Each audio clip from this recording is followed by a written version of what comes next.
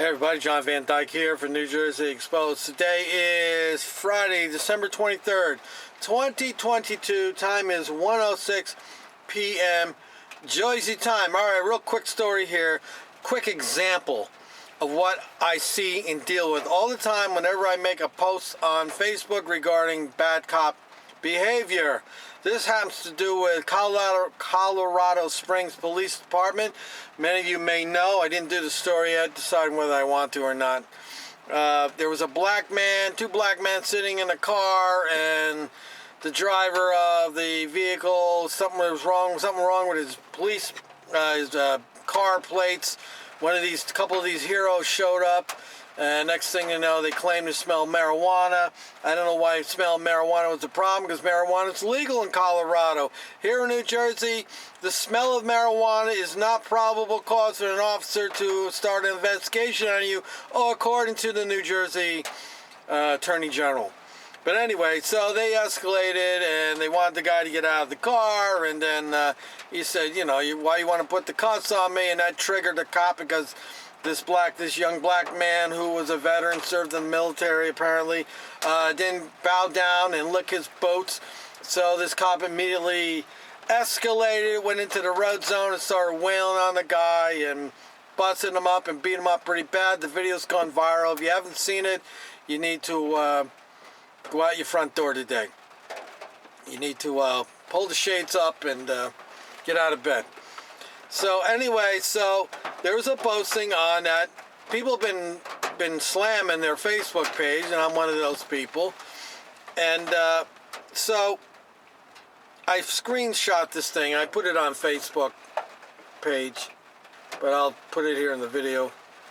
So what happens is a man by the name of Matthew W. Lenhard, he responds, "Yes, we love your beating of helpless American veterans.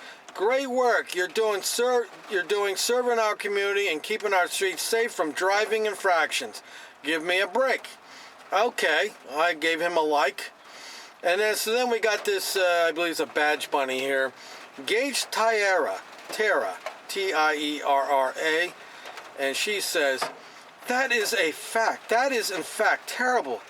I agree 100%. However, to insinuate that the whole department is excusing or condoning that isn't great. There are bad cops the same way there are bad servers in a restaurant, and the same way there are bad apples in armed forces." Oh, so this is a typical response.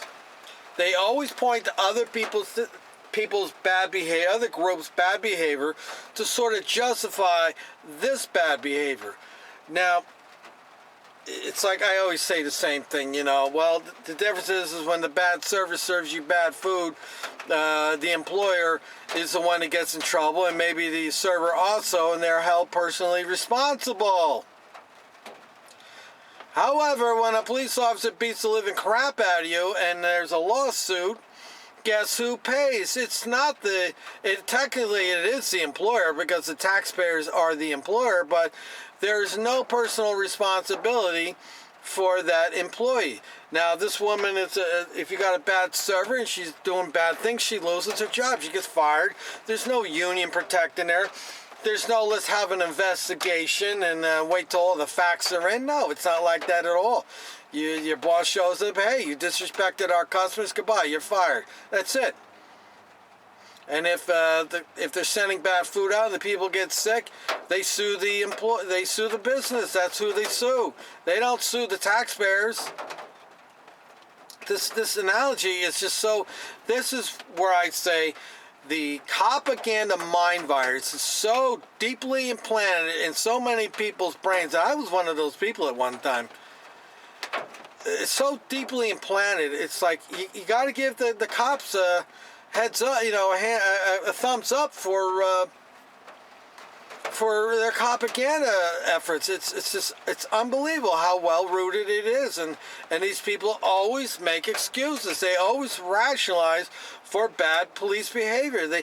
You sit there and you watch this video. Anybody with any kind of empathy and half a brain looks at that video of that man getting beaten up, and you just ask yourself, why is this acceptable behavior? Why is the whole country outraged? Why weren't these officers immediately put on suspension? They weren't put on suspension. They were cleared of any wrongdoing. They were found to have been following department policies. So beating the living crap out of somebody over a motor vehicle violation is department policy, and they were within that policy. So anyway, I just wanted to show that to you, bring this up, that this is what goes on all the time, and this is part of the problem why we still have bad police. It's on the uptick, you know. There's a couple of reasons why we have bad police behavior. One is the unions. They protect them. Wherever the unions have got a stronghold, they protect bad cops.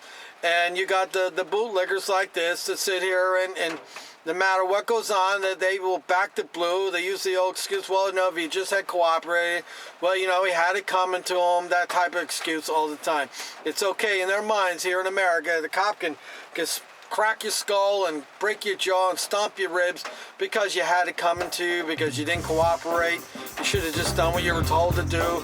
Listen to the nice police officer. So that's another reason that, you know.